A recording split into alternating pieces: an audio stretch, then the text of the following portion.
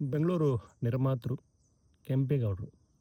ಇವ್ರ ಮೇಲೆ ಸಿನಿಮಾ ಮಾಡಬೇಕು ಅಥವಾ ಇವರ ಒಂದು ಚರಿತ್ರೆಯನ್ನು ಇಟ್ಟುಕೊಂಡು ಚಿತ್ರ ಮಾಡಬೇಕಂತೇಳಿ ಕನ್ನಡದಲ್ಲಿ ಪ್ರಯತ್ನಗಳು ನಡೀತಾನೆ ಇದೆ. ಸೊ ಟಿ ಎಸ್ ನಾಗಾಭರಣವರು ಕೂಡ ಈ ಒಂದು ಪ್ರಯತ್ನ ಮಾಡಿದರು.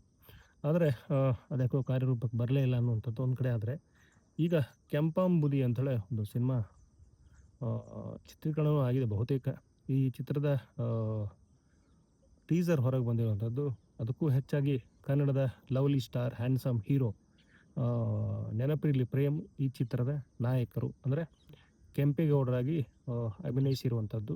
ಸೊ ಇವರ ಒಂದು ಲುಕ್ ಏನಿದೆ ತುಂಬ ಚೆನ್ನಾಗಿದೆ, ತುಂಬ ಚೆನ್ನಾಗಿ ಕಾಣ್ತಿದ್ದಾರೆ. ಗಿರಿಜಾ ಮೀಸೆ ಬಿಟ್ಟು, ಲಾಂಗ್ ಹೇರ್ ಬಿಟ್ಟು ತುಂಬ ಅದ್ಭುತವಾಗಿ ಕಾಣಿಸ್ತಿದ್ದಾರೆ. ಸಿನಿಮಾ ಕ್ವಾಲಿಟಿ ಅಂತ ಬಂದಾಗ ಕೂಡ ಚೆನ್ನಾಗಿದೆ. ನೀವು ಟೀಸರ್ ನೋಡಿದಾಗ ಅದರ ಒಂದು ಅನುಭವ ನಿಮ್ಗೆ ಆಗುತ್ತೆ. ಬೇರೆ ಬೇರೆ ಕ್ಯಾರೆಕ್ಟರ್ಗಳು ಬರುತ್ತೆ. ಮೇಘನಾ ಗಾಂವ್ಕರ್ ಅವರು ಇದ್ದಾರೆ, ಹಾಗೆಯೇ ನಾಗಶ್ರೀ ಬೇಗಾರ್ ಅವರು ಈ ಸಿನಿಮಾದಲ್ಲಿ ಆ್ಯಕ್ಟ್ ಮಾಡಿರುವಂಥದ್ದು. ಜಲಪಾತ ಚಿತ್ರದ ನಾಯಕಿ.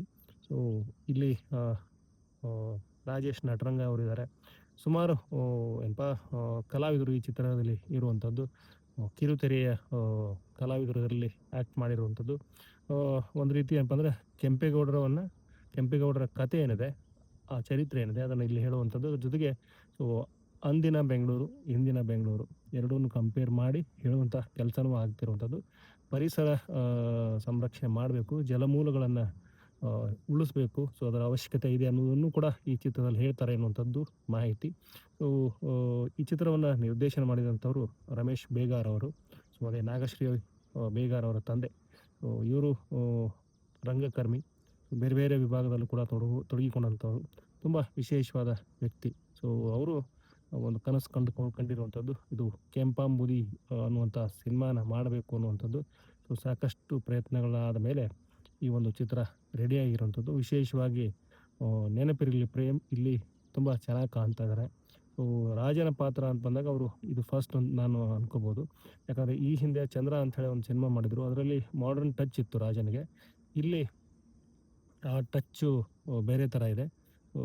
ಒಬ್ಬ ವೀರ ರಾಜ, ಆ ರಾಜನ ಕನಸುಗಳು, ಪರಿಸರ ಕಾಳಜಿ, ಜನರ ಬಗ್ಗೆ ಇರುವಂಥ ಪ್ರೀತಿ, ಹಾಗೆಯೇ ಜನಪರ ಕಾಳಜಿ ಇರುವಂಥ ಒಬ್ಬ ನಾಯಕ. ಬೆಂಗಳೂರು ಕಟ್ಟಿದರು ಅನ್ನುವಂಥದ್ದು ಗೊತ್ತಿರುವಂಥದ್ದೇ.